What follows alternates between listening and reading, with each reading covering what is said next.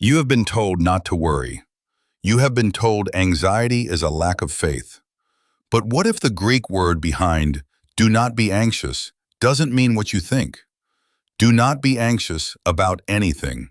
Philippians 4:6. Every Christian struggling with anxiety has heard this verse. Do not worry about tomorrow. Matthew 6:34. You are anxious and troubled about many things. Luke 10:41. The same Greek word behind all three. The word is Merimnao, and it doesn't mean worry the way English translates. Standard Greek lexicons, BDAG, Louw-Nida, Thayer, trace it to something more specific. The root is MERIS, part or division. Merimnao literally means to be pulled apart, divided in mind, torn between concerns, mentally fragmented. Stay with me. This changes how you read every "do not be anxious" verse in your Bible. 1. Merimnao literally means to be pulled apart. The Greek root is meris, part or portion. Every Greek lexicon agrees. Merimnao is not just an emotion of worry, it's the state of the mind being divided across multiple concerns, fragmented attention, split focus, cognitive pulling. That's the Greek picture, not worry in the general sense. A specific mental state, the mind torn in different directions. This isn't shame language, it's diagnostic language. Scripture is naming a specific state of the mind with precision. 2. Read Philippians 4:6-7 with the Greek in mind. Do not merimnao about anything. Do not be pulled apart. But in everything by prayer and supplication with thanksgiving, let your requests be made known to God. Notice what Paul does not say. He doesn't say, stop feeling worried. He says, stop being fragmented. Bring the many parts to one place.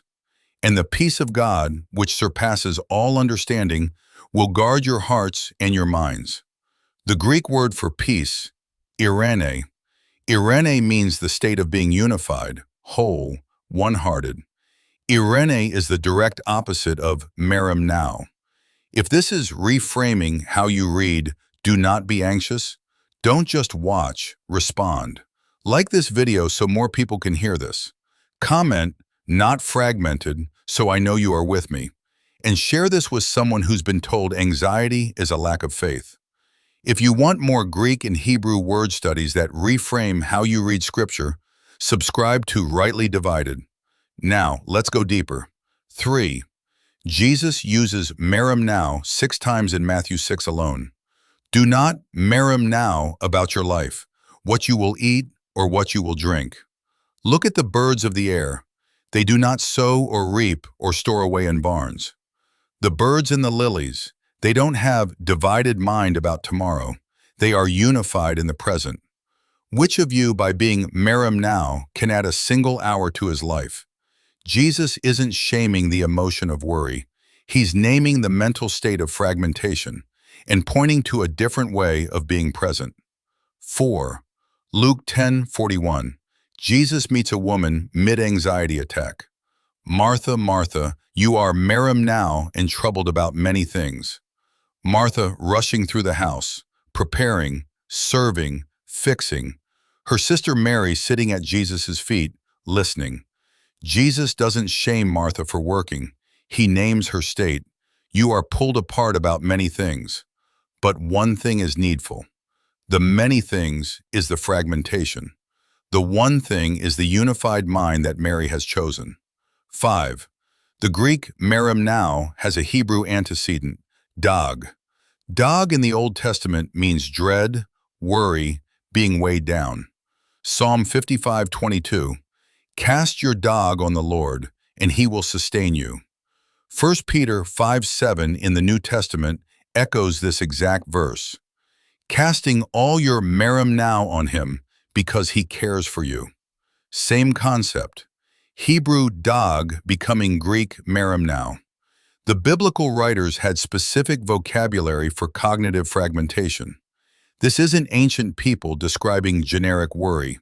This is a diagnostic tradition with precision, Hebrew, Greek, and preserved across the Testaments.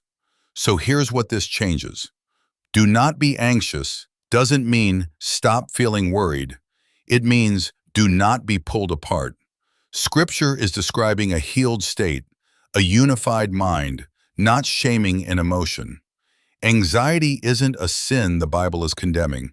It's a specific state the Bible is naming. And the antidote is unification, bringing the many parts to one place through prayer and presence with God. This is a scriptural framing. It is not a substitute for professional mental health care. If you are experiencing anxiety, Scripture and therapy aren't in competition. Both matter. If you've been shamed for anxious feelings, know this. The Greek doesn't shame the emotion. It diagnoses the fragmentation. Like this video so more people can hear this. Comment, "Not fragmented," so I know it landed.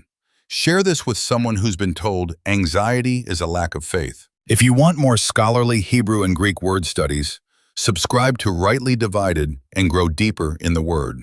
The Word is worth the work.